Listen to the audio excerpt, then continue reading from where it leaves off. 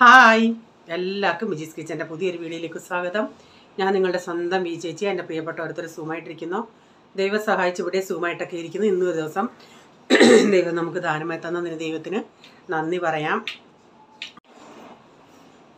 എന്തുകൂടാ അല്ല എന്താ? അപ്പോൾ ഇന്നത്തെ വീഡിയോ കണ്ടിട്ട് ഒത്തിരി പേര് പറഞ്ഞ് നല്ല പാട്ടായിരുന്നു. അതിന് ഒത്തിരി നന്ദിയുണ്ട്. അതെ, ചില സമയത്തെ പാട്ട് ഈ നെറ്റ് പ്രോബ്ലം ഉള്ളപ്പോഴേ എൻ്റെ മൊബൈലിൽ ഇത്തിരി നെറ്റ് കണക്ഷൻ്റെ ഇത് വരും. അപ്പോൾ ആ പാട്ട് ചിലപ്പോൾ ഇത്തിരി ഒന്ന് ലോ പോലെ ആവും, ചിലപ്പം ഫാസ്റ്റിൽ പോകുന്നത് പോലെ തോന്നും, ഇത്തിരിയൊക്കെ പ്രോബ്ലം പോലെ തോന്നും. അപ്പം വീഡിയോ ഒക്കെ കണ്ട് കമൻസൊക്കെ ഇട്ടവർക്കെല്ലാം ഒത്തിരി ഒത്തിരി നന്ദിയുണ്ട്. കമൻസ് ഇടാത്തവർക്കും നന്ദി. പിന്നെന്തുവാ, ഇന്നത്തെയും വീഡിയോ എന്ന് പറയുന്നത് നല്ല തിരക്കുള്ള ദിവസമായിരുന്നു. അപ്പോൾ അതനുസരിച്ച് തലേന്നേ ഓരോന്നൊക്കെ ചിന്തിച്ച് അപ്പം രാവിലെ ആകുമ്പം പെട്ടെന്ന് എല്ലാം ചെയ്ത് തീർത്തിട്ട് പിന്നെ ഇന്നത്തെ ദിവസം ഞാൻ പറഞ്ഞില്ല അച്ചാറൊക്കെ ഉണ്ടാക്കണമായിരുന്നു. അങ്ങനത്തെ ദിവസമായിരുന്നു. പിന്നെ പ്രത്യേകിച്ചൊരു വിശേഷം പറയാനുള്ളത്, നമ്മുടെ ഇവിടെ വരുന്ന അനു ഉണ്ടല്ലോ, അവൾ പ്രഗ്നൻ്റ് അല്ലായിരുന്നോ. അപ്പോൾ 28-ാം തീയതി അവൾ കഴിഞ്ഞ ദിവസം എന്നോട് പറഞ്ഞായിരുന്നു, ആൻറ്റി 28-ാം തീയതി വിളിച്ചിട്ടുണ്ട് സോണോഗ്രാഫി ചെയ്തിട്ട്. ഏപ്രിൽ 8 എന്നോട് പറഞ്ഞുകൊണ്ടിരുന്നത് ഡേറ്റ്. അപ്പോൾ അവൾ നേരത്തെയാണ് വന്ന്, അതിൻ്റെ ഇത് പറയാൻ മറന്നുപോയി, എനിക്കിനി ഹോസ്പിറ്റലിൽ പോകണം, അതുകൊണ്ട് ഞാൻ എളുപ്പം വന്നതാണെന്ന് പറഞ്ഞു. എന്നിട്ട് ഹോസ്പിറ്റലിൽ ചെന്നിട്ട് എനിക്കൊരു 3 മണിയാണ് എൻ്റെ വാട്സപ്പിലൊരു ഒരു റിപ്പോർട്ട് കിടക്കുന്നു, അവളുടെ സോണോഗ്രാഫിയുടെ റിപ്പോർട്ട്. അപ്പോൾ എന്നിട്ട് വോയിസ് മെസ്സേജ് വിട്ട്, ആൻറ്റി ഇത് കണ്ടിട്ട് എന്തോ തോന്നി, എൻ്റെ ഡേറ്റ് എന്നാ പറഞ്ഞേക്കുന്നത്. അവൾക്കൊന്നും വായിക്കാനൊന്നും അറിയത്തില്ല. വായിക്കാനൊന്നും അറിയത്തില്ലെങ്കിലും അവൾക്ക് പൈസയൊക്കെ ബാങ്കിൽ പോയി എടുക്കുന്നേ അങ്ങനെയൊക്കെ ഉള്ളതല്ല, അതൊക്കെ വലിയ മിടുക്കുക. ഇപ്പോൾ എന്തെങ്കിലുമൊക്കെ ഫോണിലൊക്കെ ഓരോരുത്തർക്ക് ഇങ്ങനെ പറഞ്ഞു കൊടുക്കാനും ഇങ്ങനെ സംസാരിക്കാൻ നമുക്ക് മനസ്സിലാവും, പക്ഷെ എഴുതാനും വായിക്കാനും ഒന്നും അറിയത്തില്ലെന്ന് പറഞ്ഞു. അന്നേരം അതിൽ എഴുതിയ കൊച്ചിൻ്റെ വെയിറ്റൊക്കെ എങ്ങനെ ഉണ്ടെന്നൊക്കെ. അപ്പോൾ അതിലെഴുതിയ സോണോഗ്രാഫിയിൽ നോക്കിയുണ്ടെങ്കിൽ മെയ് 2 ഡേറ്റ് കിടക്കുന്നത്. വെയിറ്റ് 2 കിലോയും 550 ഗ്രാമും ഉണ്ട് കൊച്ച്. അപ്പോൾ ഞാൻ റെഡി, ഇതിൽ മെയ് ആണല്ലോ കിടക്കുന്നത്. അവൾ പറഞ്ഞ് അതിന് ഇത്രയും ദിവസം നോക്കിയെടുത്തതെല്ലാം ഏപ്രിൽ 8. ഞാൻ ചോദിച്ചാൽ അത് നീ എവിടെ? പിന്നെ ഞാൻ അവൾക്ക് ഫോൺ ചെയ്ത് ഞാൻ ചോദിച്ചു, നീ അതെവിടെ ആദ്യത്തെയൊക്കെ എവിടെ എടുത്തെന്ന് പറയാം. അത് മുനിസിപ്പാലിറ്റിയിലാണ് എടുത്തത്, ഇത് ഈ ഹോസ്പിറ്റലിലാണ് എടുത്തതെന്ന് പറഞ്ഞു. ഞാൻ നേരം അവിടുത്തെ ചോദിച്ചു, പിറ്റേ ദിവസം ഇവിടെ വന്നുണ്ടേ, എടി നിൻ്റെ ഡേറ്റ് എന്നായിരുന്നു ലാസ്റ്റ് പീരീഡൊക്കെ വന്നത്? അപ്പോൾ അവൾ പറഞ്ഞു, ഞാൻ പറഞ്ഞു അതും പ്രകാരമാണെങ്കിൽ നിൻ്റെ ഏപ്രിൽ 22 ഡേറ്റ്. LMP വെച്ച് നോക്കുമ്പം 22, ഏപ്രിൽ 22. പിന്നെ ഒരാഴ്ച മുന്നോട്ടോ പുറകോട്ടൊക്കെ പോവും, നിൻ്റെ മുന്നോട്ട് പോകത്തില്ല, പെട്ടെന്ന് ആവുമെന്ന് പറഞ്ഞു. അപ്പോൾ അവൾ പറഞ്ഞു, ആൻറ്റി നോർമലാവുമോ? ഞാൻ പറഞ്ഞു, എന്താ നിൻ്റെ നോർമലാവാത്തത്? കാരണം നീ അന്ന് മുതൽ ഇന്ന് വരെ ഒരു റെസ്റ്റും ഇല്ലാതെ കിടന്ന് കഷ്ടപ്പെടും. 13 വർഷത്തെ ഗ്യാപ്പുണ്ട് അവളുടെ മോളും ഈ ഇപ്പോഴത്തെ പ്രഗ്നൻ്റുമായിട്ട്. അതുകൊണ്ട് അവൾക്ക് ഭയങ്കര ഇതാണ്. ഞാൻ ചിന്തിക്കരുത്, നമ്മളാരെങ്കിലും ആണെങ്കിലും നമുക്ക് സാധാരണ 2-3 മാസമൊക്കെ ആകുമ്പോൾ ആൾക്കാർക്ക് വോമിറ്റിങ്ങും അങ്ങനെയൊക്കെ ആയിട്ട് നമ്മൾ റെസ്റ്റ് ആയിരിക്കും. ഇതുപോലൊരു ജോലി, ഇത് എന്ന് വെച്ചാൽ നമ്മൾ ഓഫീസിൽ പോയി ഒരു ജോലി ചെയ്യുന്നത് പോലല്ല ഇതെന്ന് പറയുന്ന ഓരോ വീട്ടിലും പോയി കുനിഞ്ഞും നൂന്നും തൂത്ത് തുടച്ച്, പിന്നെ ഇവിടെ ആ സൊസൈറ്റിയിലാണെങ്കിൽ വെയിറ്റ് എല്ലാം എടുത്ത് അവളെ സമ്മതിക്കണം. ആ കുഞ്ഞ് അങ്ങനെ ആ വയറ്റിൽ ഒഴിവായപ്പോൾ തൊട്ട് നമ്മളൊക്കെ ആണെങ്കിൽ 3 മാസമൊക്കെ ബെഡ് റെസ്റ്റ് എടുക്കും. ഇപ്പോൾ അതുപോലും ചെയ്തില്ലെന്നുള്ള. അപ്പോൾ ശനിയാഴ്ച ഇങ്ങനെ വന്നാണ് ഞാനിങ്ങനെ പറഞ്ഞു. അന്നേരം അവൾ പറഞ്ഞു, എനിക്ക് നോർമലായാൽ മതി അങ്ങനെ. അന്നേരം അവൾ പറഞ്ഞു, എന്തോ? ഞാൻ പറഞ്ഞു, നീ ഒരു കാര്യം ചെയ്യും, നിൻ്റെ മുഖമൊക്കെ വല്ലാതെ ഇത്തിരി ഒരു ഇതുപോലെ ഉണ്ട്, നീ എന്തോ അതിന് 1-ാം തീയതി മുതൽ നീ വരണ്ട ജോലി. ഞാൻ പറഞ്ഞു, ആൻറ്റി ഇവിടെ വരാതിരുന്നാലും ഞാൻ വീട്ടിൽ എനിക്ക് ഇങ്ങനെ ഇരിക്കാനും ഒക്കത്തില്ല, ഞാൻ വേറെ എവിടെയെങ്കിലും പോവും, ജോലിക്ക് പോയാലല്ല ഒക്കത്തുള്ളൂ. അതുകൊണ്ട് എത്രയും വരാമോ അത്രയും വരാം. മെയ് 2 വരെയാണെങ്കിൽ ഞാൻ വീട്ടിൽ എന്തിനാ വെറുതെ ഇരിക്കുന്നതെന്ന്. അങ്ങനെ ഞങ്ങൾ സാധാരണ സൺഡേ പ്രെയർ കഴിഞ്ഞ് വന്നിട്ട് ഞാൻ ഫോൺ ചെയ്യും അവിടെ അടുത്ത്, എടി ഞാൻ വാന്ന് പറയാൻ. അല്ലെങ്കിൽ ഞങ്ങൾ എപ്പോഴാണ് വരുന്നത് നമുക്കറിയത്തില്ലല്ലോ, ചിലപ്പോൾ താമസിക്കും, ചിലപ്പോൾ അങ്ങനെ. അപ്പം വിളിച്ചോണ്ട് പറ, ആൻറ്റി ഞാൻ ഹോസ്പിറ്റലിലാണ്, എനിക്ക് ആങ്കൊച്ചുണ്ടായി. അപ്പം അന്ന് അവൾ ഇങ്ങനെ പറഞ്ഞ് അവൻ്റെ വീട്ടുകാർക്ക് അവർ 3 ആണുങ്ങളാണ്, പെങ്കൊച്ചാണ് ഇഷ്ടമെന്ന്. ഞാൻ പറഞ്ഞു, എടി ഒരു 4-5 മാസമായി. അന്നേരം കണ്ടിട്ട് പറഞ്ഞു, എടി എനിക്ക് തോന്നിയത് ആങ്കൊച്ചാണെന്ന്. അപ്പോൾ അവൾ അന്നേരം ഞാൻ ഇങ്ങനെ മെസ്സേജ് ഇട്ടോളൂ. ഞാൻ പറയും, എടി ഇത് എപ്പം നടന്നു ഈ സംഭവങ്ങളൊക്കെ, നീ ഒന്നും പറഞ്ഞതില്ലല്ലോ എൻ്റെ അടുത്ത്. അപ്പോൾ അവിടെ സൗണ്ട് ഒരു വല്ലാതെ മീൻസ് ക്ഷീണിച്ചോളാം പറഞ്ഞ ആൻറ്റി ഇന്നലെ അവിടുന്ന് ജോലി കഴിഞ്ഞിട്ട് ഞാൻ വീട്ടിൽ വന്ന് എനിക്ക് വേദനയൊന്നുമില്ല, ഒരു 12 മണിയായതുകൊണ്ട് ഒരു വേദന പോലെ വന്ന് ഉടനെ ഹോസ്പിറ്റലിൽ വന്ന് രാത്രി 12 മണിക്ക് വന്ന് രാവിലെ ഒരു 6 മണിക്ക് മുമ്പിട്ട് ഡെലിവറി ആയിരുന്നു. ഞാൻ പറഞ്ഞു നീ റെസ്റ്റ് എടുക്കുക, എന്നിട്ട് അന്നേരം എന്നോട് പറഞ്ഞു ആൻറ്റി പറഞ്ഞില്ലേ എടുക്കായോ അല്ലെ ആയിരിക്കുമെന്ന്, അതുപോലെ ആങ്കൊച്ചാന്ന് പറഞ്ഞു. അന്നേരം എന്നിട്ട് പെട്ടെന്ന് അവൾ വേറൊരു സ്ത്രീയെ എൻ്റെ അടുത്ത് ആദ്യം പറഞ്ഞൊരു പെങ്കൊച്ച് വരുമെന്നാണ് പറഞ്ഞത്. പിന്നെ വേറൊരു സ്ത്രീ വന്നിവിടെ അവൾക്ക് പകരമായിട്ട്. അപ്പോൾ അവരെന്നെ മൊബൈലിൽ കാണിച്ചു കൊച്ചിൻ്റെ ഫോട്ടോ. എനിക്ക് അവളാ പറഞ്ഞ് എൻ്റെ ഹസ്ബൻഡ് വരട്ടെ ഞാൻ ആൻറ്റിക്ക് ഫോട്ടോ അയച്ചു തരാം. അപ്പോഴത്തേക്കിന് ഇവർ വന്നപ്പോഴത്തേക്ക് കണ്ടു നല്ല ചുമന്ന് കൊടുത്ത ഒരു കൊച്ച്. 2-3 ദിവസം കഴിയുമ്പോൾ ഡിസ്ചാർജ് ചെയ്യുമെന്ന് പറഞ്ഞു. അങ്ങനെ അനുവിൻ്റെ ഡെലിവറി ആയി. അപ്പോൾ അവൾ പറഞ്ഞു ആൻറ്റി എങ്ങനെയും 1 മാസം അഡ്ജസ്റ്റ് ഞാൻ 1 മാസം ഇത്രയാവും വരും. ഞാൻ പറഞ്ഞു ഇപ്പം നീ റെസ്റ്റ് എടുക്കുക, നീ പിന്നെ നോക്കാം, നമുക്ക് 1 മാസം 2 മാസം എന്ന് പറഞ്ഞു. സമ്മതിക്കണോ കൊച്ചിനെന്ന് വെച്ചാൽ ലാസ്റ്റ് സമയമൊക്കെ ആയതുകൊണ്ട് അവൻ വരാതെയായി ഇവിടെ ജോലി ചെയ്യാതെ. കാരണം ഇവിടെ അവൾ ലേറ്റായിട്ട് 3-3:30 വന്നാണ്. ഞാൻ ചോദിച്ചാണ് പറഞ്ഞ ആൻറ്റി ഞാനിപ്പോൾ എനിക്കിപ്പം ചെയ്യാൻ വയ്യ, അവനിവിടെ ഞാൻ പറയില്ലേ കുടിക്കും, അതുകൊണ്ട് അവനെ അവളെ അടുപ്പിച്ചില്ല, വേറെ പകരം ഒരാളെ നിർത്തുമായിരുന്നു. കാരണം അവൾക്ക് ഇച്ചിരിയെങ്കിലും ആവുമെങ്കിൽ അവൾ തന്നെ ചെയ്യും. അപ്പോൾ അവൾക്ക് അത്രയ്ക്ക് വയ്യാതെ ലാസ്റ്റ് ഒരു സമാധാനവും ആ പെണ്ണിനില്ലായിരുന്നു എന്നുള്ളതാണ്. എന്തുവന്നേലും അത്ഭുതമെന്ന് വെച്ചാൽ അത്ഭുതം. നമ്മളൊക്കെ ആണെങ്കിൽ നമ്മൾ സത്യം പറഞ്ഞാൽ ഞാൻ ആരുടെയും കുറ്റം പറയാമല്ല, സൗത്ത് ഇന്ത്യൻസ് നമ്മൾ ഈ കേരളക്കാരെന്നൊക്കെ പറയുമ്പം പ്രഗ്നൻ്റ് ആണെന്ന് അറിഞ്ഞാൽ പിന്നെ ഒത്തിരി കെയർ എടുക്കും, റെസ്റ്റ് ആയിരിക്കും, ഒന്നും പറയണ്ട. ഇതാണെങ്കിൽ എൻ്റെ ദൈവമേ കൊച്ചിൻ്റെ വയറ്റിലോ അപ്പോൾ ഇന്നിവിടെ എൻ്റെ പോള് പറഞ്ഞു എൻ്റെ അടുത്ത് ഞാൻ പറയാടാ അനുവാൻറ്റി വെച്ചാ കൊച്ചു വന്നോ? അപ്പോൾ പ്രൈസം പറയാം ആൻറ്റിക്കും വയറില്ലായിരുന്നു. അല്ല പോളാന്ന് തോന്നുന്നു പറഞ്ഞത്. ആദ്യം ഒത്തിരി വയറ് കാണുന്നില്ലായിരുന്നല്ലേ. ഞാൻ പറഞ്ഞ അവളുടെ പിന്നെ ഇതനുസരിച്ച് അവൾക്ക് വയറുണ്ട്. ഉടനെ പ്രൈസം പറയാം ഇച്ചിരി വയറുണ്ടായിരുന്നു.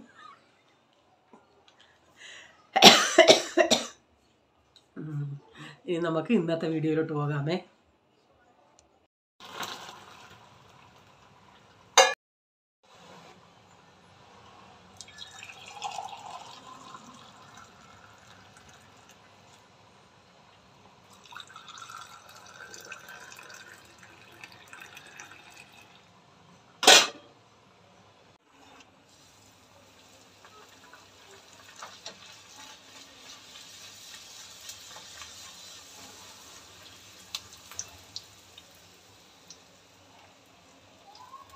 അത് ഞാൻ ഇൻട്രോ എടുക്കാൻ തുടങ്ങിയുടനെ പ്രൈസൻ അവിടെ വന്നൊരു കാര്യം പറഞ്ഞ് അതിനെപ്പറ്റി ചോദിക്കാൻ വന്നേ പോള്. അങ്ങനെ അതാ അവിടെ ഇച്ചിരി നേരം ഞങ്ങൾ ചിരി ഇതായിട്ട് അങ്ങ് നിന്നത്. അങ്ങനെ അവനെ ഞാൻ ഓടിച്ച് വിട്ടിട്ട് ഞാൻ ഇല്ല ഫ്ലോയിൽ ഇങ്ങനെ പറഞ്ഞുകൊണ്ട് വന്നോണ്ടേ വീണ്ടും എനിക്ക് പറയേണ്ടി വന്നു. അപ്പോൾ അവനെയൊക്കെ ഓടിച്ച് വിട്ട് അതിനുശേഷം ഇന്ന് രാവിലെ പൂരിയാണ് ഉണ്ടാക്കുന്നത്. അപ്പോൾ ഇന്നലത്തെ മീൻകറി ബാക്കി ഉണ്ടായിരുന്നു, അതങ്ങ് ഇപ്പം നല്ല ചൂടല്ലേ, അപ്പോൾ രാവിലെ അതങ്ങ് തിളപ്പിച്ച് വെച്ച് അപ്പോൾ അതങ്ങ് തിളപ്പിച്ച് വെക്കാമെന്ന് വെച്ച്. അപ്പോൾ ഞാൻ പൂരി പെട്ടെന്ന് ഉണ്ടാക്കട്ടെ. അപ്പോൾ ഇന്ന്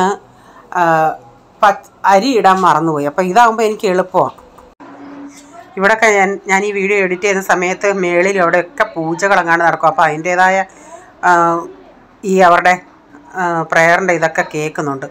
അത് കുറേ നേരം കൊണ്ട് ഞാൻ ഇങ്ങനെ ഇരിക്കുമോ ഇപ്പം നിൽക്കുമെന്ന്. അപ്പം പലയിടത്താവുമ്പം പല ഈ വെടിയുടെ സൗണ്ടും അങ്ങനെ പല റോഡിൽ കൂടെയൊക്കെ അങ്ങ് ഇത് പോകുന്നുണ്ട്. ഇന്നും എനിക്കെല്ലാം പെട്ടെന്ന് ചെയ്തിട്ട് ആ മീനെല്ലാം വെട്ടി അച്ചാറിൻ്റെ പരിപാടികൾ നടത്തണം.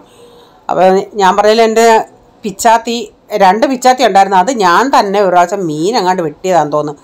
അതിൻ്റെ വാത്തല അങ്ങ് വളഞ്ഞിരിക്കും. അത് ഇനിയും നമ്മൾ ഷാർപ്പ് ചെയ്താലും ശരിയാവത്തില്ല, ഈ വാത്തല വരുത്തിയാലും ശരിയാവത്തില്ല. അതുകൊണ്ട് ആ സ്റ്റീലിൻ്റെയും വേറെ ഞങ്ങൾ നേരത്തെ ഈ മീൻ വെട്ടുന്ന 2 കത്തി വാങ്ങിച്ചായിരുന്നു. അതിങ്ങനെ നമ്മളങ്ങനെ ആവശ്യമില്ലല്ലോ നമുക്കത് രാവണ്ടിയെ. അതുകൊണ്ടങ്ങനെ രാവിലെ ഞാൻ പറഞ്ഞ് ഇന്നെന്നാൽ അയാളെ വിളിച്ചിട്ട് ഇന്ന് വന്ന് ഇതൊന്ന് രാവി തരാൻ പറഞ്ഞു. മീൻ വെട്ടുന്ന കത്തി വാങ്ങിച്ചിട്ട് നമ്മളിങ്ങനെ രാഗി വെച്ച് നമ്മൾ രാഗിയാലും നമ്മൾ ഈ വാത്തല വരുത്തിയാലും ഉപയോഗിക്കാതിരുന്നാൽ അത് അങ്ങ് അതിൻ്റെ ആ വാത്തല അങ്ങ് ഷാർപ്പ് അങ്ങ് പോകത്തേ ഉള്ളൂ. അതുകൊണ്ട് നമ്മൾ ഉപയോഗിക്കണം. അപ്പം ഇവിടെ ഇരുന്ന് എൻ്റെ ഈ സ്റ്റീലിൻ്റേതും കൊണ്ടുപോയി മറ്റേ ഞാൻ ചെയ്തിട്ട് മീൻ വെട്ടാനെങ്കിൽ മറ്റേ ചെയ്തിട്ട് 2 കൂടി. അപ്പം ആ മീനിൻ്റെ പിന്നെ കത്തി പോലുള്ള ഈ മീൻകാരികളൊക്കെ മീൻ വെട്ടുന്ന കത്തി പോലുള്ള അതിൻ്റെ ഒരു ചെറുതായിരുന്നു. അതിന് എത്ര രൂപയാണെന്ന് വെച്ചാൽ പറയാം 100 രൂപയെന്ന്. ഞാൻ എന്താ റീച്ച എൻ്റെ അടുത്ത് വിളിച്ച് പറഞ്ഞതാണ് 100 രൂപ പറയുന്നത്. ഞാൻ പറഞ്ഞ റീച്ച പുതിയത് വാങ്ങിച്ചാൽ അത്രയും മതിയല്ലേ, എന്നാൽ ചെയ്യണ്ട. അന്നേരം അതങ്ങ് അയാൾ കുറച്ച് 50 അങ്ങ് ഉണ്ടാക്കി. പക്ഷേ ഇവിടെ കൊണ്ടുവന്നെണ്ണ എന്തുവാ, മീൻ വെട്ടിയൊണ്ണേ 50 രൂപയുടേതിൻ്റേതായിട്ടുള്ള രാഗക്കമേ അയാൾ മീൻസ് വാത്തലേ അയാൾ വരുത്തിയുള്ളൂ. ഒത്തിരി വാത്തലയൊന്നുമില്ല, ഷാർപ്പൊന്നുമില്ല. ഞാനെന്നിട്ട് റീച്ചാനത്ത് പറഞ്ഞു, അയാളോടൊന്ന് പറഞ്ഞേറെ 50 രൂപയുടെ വാത്തല വരുത്തക്കമേ നിങ്ങൾ ചെയ്തുള്ളതെന്ന്. 3 എണ്ണം കൂടെ ചെയ്തതിന് 150 രൂപ എടുത്ത്. അതുകൊണ്ട് ഇത് 3 എണ്ണം ചെയ്തത്. പക്ഷേ ഇത് ആ 2 എണ്ണത്തിന് കുഴപ്പമില്ല. പക്ഷേ ഈ പിന്നെ വില കുറച്ചതിന് അതിൻ്റേതായ രീതിയിലെ പുള്ളി പൈസ മീൻസ് വാത്തല വരുത്തിച്ചുള്ളൂ. ഇന്നലെ നമ്മൾ ചിന്തിച്ചാന്നല്ലോ ഇന്ന് നമുക്കിതെല്ലാം ചെയ്യണം. അതുകൊണ്ട് ഞാൻ ഇന്നലെ തോരനൊക്കെ അരിഞ്ഞ് വെച്ച് ഇനി തോരനുണ്ടാക്കട്ടെ.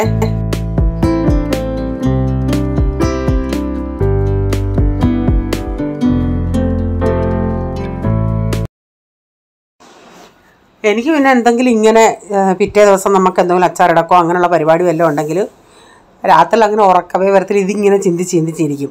പിന്നെ നേരം വെളുക്കുക എണീറ്റ് എല്ലാം പട്ടാപട്ടെല്ലാം ഫാസ്റ്റിൽ ചെയ്തിട്ട് പിന്നെ ഇത് നമുക്ക് ഒരു സ്വസ്ഥതയും സമാധാനത്തോടും സ്വൈര്യത്തോടുമേ നമുക്ക് ഇതൊക്കെ ചെയ്യാൻ പറ്റത്തുള്ളൂ. ഇപ്പം അതിൻ്റെ ഇടയ്ക്ക് വേറെ ജോലികൾക്ക് പോയാൽ ഈ മീൻ വെട്ടാൻ നിന്നാലും നമുക്ക് ആരെങ്കിലും ഇടയ്ക്കെങ്ങാനും എന്തെങ്കിലും വിളിച്ചാൽ നമുക്ക് ഭയങ്കര ബുദ്ധിമുട്ടാണ്. അതുകൊണ്ട് വീണ്ടും ഇട്ടിട്ട് വരണ്ടേ. അതുകൊണ്ട് എല്ലാം ഒന്ന് ഒതുക്കി ഇവരെല്ലാവരും പോയി കഴിഞ്ഞതിന് ശേഷം സ്വസ്ഥമായിട്ടാണ് ഞാനിത് വെട്ടാനായിട്ട് നിന്നത്.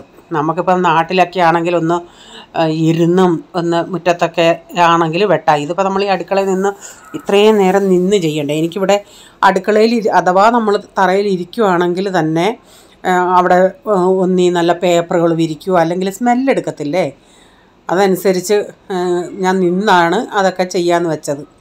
അപ്പം ഞാൻ ഇന്ന് മോരുകറി വെക്കുന്നത് വേറൊരു രീതിച്ച് എനിക്ക് തേങ്ങ അരച്ച മോരുകറി എനിക്ക് ഇഷ്ടമാണ്. പക്ഷേ തേങ്ങ അരയ്ക്കാത്ത ആ ഓട്ടമോര് എനിക്ക് അത്ര ഇഷ്ടമല്ല. അപ്പോൾ ഞാൻ ചിന്തിച്ച് ഇന്നെന്നാൽ ഇച്ചിരി, കാരണം തൈരും അങ്ങനെ ഒത്തിരി ഇല്ലായിരുന്നു, അതുകൊണ്ട് ഇച്ചിരി മോരും കൂടെ തേങ്ങയും കൂടെ അരച്ചങ്ങ് ഉണ്ടാക്കാമെന്ന് വെച്ച്. അപ്പം ഞാൻ സാധാരണ മോരൊന്ന് അടിച്ചിട്ട് അതിൻ്റെ അകത്ത് ഇച്ചിരി മഞ്ഞപ്പൊടി ഉപ്പും ഇട്ട് അതൊന്ന് ചൂട് ആയിട്ട് വന്നതിന് ശേഷം ഇങ്ങനെ പോലെ വരുമ്പോഴാണ് നമ്മൾ പിന്നെ കടുക് വറുത്ത് ചേർക്കുന്നത്. ഇതെന്ന് പറയുന്നത് ഞാൻ ഈ പാത്രത്തിൽ തന്നെ കടുകൊക്കെ പൊട്ടിച്ചടിച്ച് ജീരകവും കടുകും ഇട്ട് പൊട്ടിച്ചതിന് ശേഷം തേങ്ങ അതിൻ്റെ അകത്ത് ഇച്ചിരി ജീരകവും വെളുത്തുള്ളിയും കൂടെ അരച്ച് ആദ്യം ആ അരപ്പൊന്ന് ഞാനൊന്ന് തിളപ്പിക്കും, അരപ്പൊന്ന് വേവിക്കും. ആ അരപ്പങ്ങോട്ട് ഇട്ടിട്ട് അതൊന്ന് നന്നായിട്ട് തിള വരട്ടെ. അത്രയും നേരം ഞാൻ ഒന്ന് ചെയ്യും ആ അരപ്പൊന്ന് തേങ്ങയൊക്കെ ഒന്ന് വേകാനായിട്ട്. എന്നിട്ട് ഒരു ഇച്ചിരി മുളക് പൊടി അരിഞ്ഞിട്ട് മുകളിലോട്ടിട്ട്, സാധാരണ വീണ്ടും കടുക് വറക്കത്തില്ലല്ലേ, അല്ലെങ്കിൽ ഇങ്ങനെ അരപ്പൊന്ന് വേവിച്ചിട്ട് വേണേൽ ലാസ്റ്റിൽ കടുക് വറക്കാം. ഞാനിന്ന് ഇങ്ങനത്തെ രീതിയിലാണ് ചെയ്തത്. പിന്നെ ഉപ്പൊക്കെ ഇട്ടിട്ട് പിന്നെ ലാസ്റ്റിൽ ഇപ്പോൾ ഇങ്ങനെ വന്ന് തിളച്ച് വന്നോണ്ട് പിന്നെ മോരൂടെ ഒഴിച്ച് ഒരു ഇച്ചിരി മുളക് പൊടി ആയിട്ടിട്ടുണ്ട്, നമ്മൾ ഉടച്ച മോരൂടെ ഒഴിച്ചെടുക്കും. അങ്ങനെയുള്ളതിൻ്റെ ആ മോര് എനിക്കിഷ്ടമായിരുന്നു. ഇന്നത്തെ മോരിന് അന്നേരം ആ മോരിൻ്റെ മണത്തിനും ഒരു പ്രത്യേകതയുണ്ട്. അപ്പോൾ അത് പ്രൈസൻ ചോദിക്കുകയും ചെയ്തു, ഇന്നത്തെ മോരിന് എന്താ ഒരു വേറൊരു മണം. അപ്പോൾ ഞാൻ ഇന്ന് മീൻ വെട്ടുന്ന വീഡിയോ ഒന്നും എടുത്തിട്ടില്ല. എപ്പോഴും ഞാൻ കാണിക്കുന്നില്ലേ 3 മീൻ എനിക്ക് വെട്ടിയെടുക്കണമായിരുന്നു. അപ്പം വീഡിയോ ഒന്നും എടുക്കാൻ നിന്നില്ല. അത് പിന്നെ എല്ലാം വെട്ടി വന്നോണ്ട് എൻ്റെ പൊന്നെ ഒരു സമയമായി. അപ്പോൾ ഞാൻ റീച്ചാണ്ട് പറഞ്ഞായിരുന്നു എനിക്കൊരു റെസിപ്പി ഉണ്ടാക്കാനായിട്ട് ഇച്ചിരി പുതിനയിലയും മല്ലിയിലയും വേണമെന്ന്. അപ്പോൾ ഞാൻ സാധാരണ അങ്ങനെ ഉപയോഗിക്കാം. ഇപ്പം റീച്ചാൻ വെളി പോകണേ ഞാൻ പറഞ്ഞു റീച്ച ഒരു ഇച്ചിരി ചോര ഒരു 2-3 ഇതൾ വെച്ച് മതി.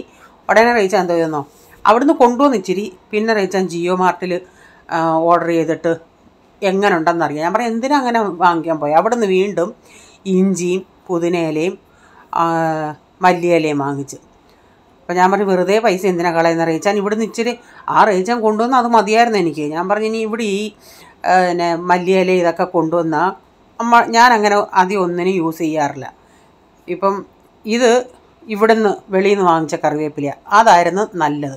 ജിയോ മാർട്ടിൽ നിന്ന് കൊണ്ടുവന്ന കറിവേപ്പില വെറും പൊടി ഇലയുള്ളത്, അത് അടിവശത്തോട്ടൊന്നുമില്ല. ഇത് നമ്മുടെ ഇവിടുന്ന് എനിക്ക് ഇത്തരത്തിൻ്റെ ആവശ്യം ഉള്ളായിരുന്നു. പറഞ്ഞാൽ എവിടെ കേൾക്കുന്നത്. മല്ലിയില ജിയോ മാർട്ടിൽ നിന്ന് കൊണ്ടുവന്നത് നല്ലതായിരുന്നു. പക്ഷേ പുതിനയിലയും അത്ര നല്ലതല്ല, അതാണ്ട് ഇത് വാടിയതായിരുന്നു. പക്ഷേ ഇവിടുന്ന് റീച്ചാൻ കൊണ്ടുവന്നത് 2-3 തണ്ടയുള്ളതിലും നല്ലതായിരുന്നു. ഇതാ അവിടെ നിന്ന് കിട്ടിയ കറിവേപ്പിലയും മേളി ഉള്ളത് അതേ ഉള്ളൂ നല്ലത്, ഇത്തിരി വലുത്. ബാക്കി താഴോട്ട് പൊടി പോലുള്ള ഇലയാണ്. അപ്പോൾ മീൻ കുറേ ദിവസത്തിന് മുമ്പിട്ട് പറഞ്ഞ ചേച്ചി ബീഫ് ബിരിയാണി ഒന്ന് കാണിക്കണേ ഈസ്റ്ററിന് ഉണ്ടാക്കാനാണ്. അപ്പോൾ എൻ്റെ കുറച്ച് ബീഫ് ഇരിപ്പുണ്ടായിരുന്നു. അപ്പോൾ ഞാൻ എന്നാൽ ചിന്തിച്ച് ഞാനങ്ങനെ ഉണ്ടാക്കാനിട്ടില്ല ഈ ബീഫ് ബിരിയാണി, അതൊന്നും ഉണ്ടാക്കാമെന്ന്. അതിനാണ് ഞാൻ മല്ലിയിലയും പുതിനയിലയും വാങ്ങിച്ചത്. അപ്പോൾ ഇനി ഈ ഇഞ്ചിയൊക്കെ ഇവിടെ കൂടുതൽ ഇഞ്ചി പോകുന്നത് ഈ റീച്ചാനും ചായക്ക് ഇഞ്ചി വേണം. ബാക്കി സമയമുള്ളപ്പോൾ അനുസരിച്ച് ഇപ്പോൾ ഈ ദിവസങ്ങളിൽ ഇനിയിപ്പോൾ അച്ചാർ വരും അങ്ങനെയൊക്കെ ചിരണ്ടി ഇന്നാളത്തെ കൂട്ട് അരച്ചങ്ങ് പേസ്റ്റാക്കി അങ്ങനെ വെക്കുമ്പോൾ നമുക്ക് പിന്നത്തേക്കിന് ഉപയോഗിച്ചില്ലെങ്കിലും പെട്ടെന്ന് നമ്മൾ ചില സമയത്ത് നമുക്ക് ഇഞ്ചിയൊക്കെ ചിരണ്ടാൻ സമയം എടുക്കുമെങ്കിൽ ഈ ഒരു കട്ട എടുത്ത് അങ്ങോട്ട് ഇട്ടാൽ പോരെ. പിന്നെ ടൊമാറ്റോ വാങ്ങിച്ചു. പിന്നെ ഈ കറിവേപ്പിലെല്ലാം ഒന്ന് കഴുകി വെള്ളത്തിൽ ഇട്ടൊന്ന് കഴുകി വെള്ളം വാലാൻ വെച്ചിട്ട് അതൊന്ന് ഉണങ്ങിയിട്ട് എനിക്കിനി ഡബ്ബകളിലാക്കണം. അപ്പോൾ ഇതെല്ലാം ഒന്ന് ഒതുക്കി വയ്ക്കട്ടെ. പിന്നെ നമ്മുടെ പരിപാടികൾ പിന്നെ അച്ചാറിടുന്നതൊന്നും ഞാൻ കാണിച്ചില്ല. ലാസ്റ്റിലത്തെ അതേ എടുത്തുള്ളൂ വീഡിയോ. സത്യം പറഞ്ഞാൽ അച്ചാറിടുന്ന ആ സമയത്ത് മറന്നുപോയി. അപ്പോൾ ഇന്നത്തെ വീഡിയോയിലെ വിശേഷങ്ങൾ ഇതൊക്കെയായിരുന്നു. നിങ്ങൾക്ക് വീഡിയോ ഇഷ്ടമായെങ്കിൽ ലൈക്ക് ചെയ്യണേ. നിങ്ങളുടെ അഭിപ്രായം കമൻറ്റിൽ കൂടെ അറിയിക്കണേ. സബ്സ്ക്രൈബ് ചെയ്യാതെ ആരെങ്കിലും വീഡിയോ കാണുന്നുണ്ടെങ്കിൽ ഈ വീഡിയോ ഇഷ്ടമായെങ്കിൽ വീണ്ടും ഈ ചാനൽ കാണണമെന്ന് ആഗ്രഹമുണ്ടെങ്കിൽ ഒന്ന് സബ്സ്ക്രൈബ് ചെയ്തിട്ട് ആ ബെല്ലേക്ക് ബട്ടണൂടെ പ്രസ് ചെയ്യുകയാണെങ്കിൽ ഓളെന്നൊരു ഓപ്ഷൻ വരും. അതുകൂടെ പ്രസ് ചെയ്യുകയാണെങ്കിൽ ഞാനെന്ന വീഡിയോയുടെ നോട്ടിഫിക്കേഷൻ നിങ്ങൾക്ക് എന്നും വരുന്നതായിരിക്കും. ഇനി ഒരു പുതിയ വീഡിയോയുമായി വരും വരെ bye. God bless you all. Thank you. Take care. Bye. See U.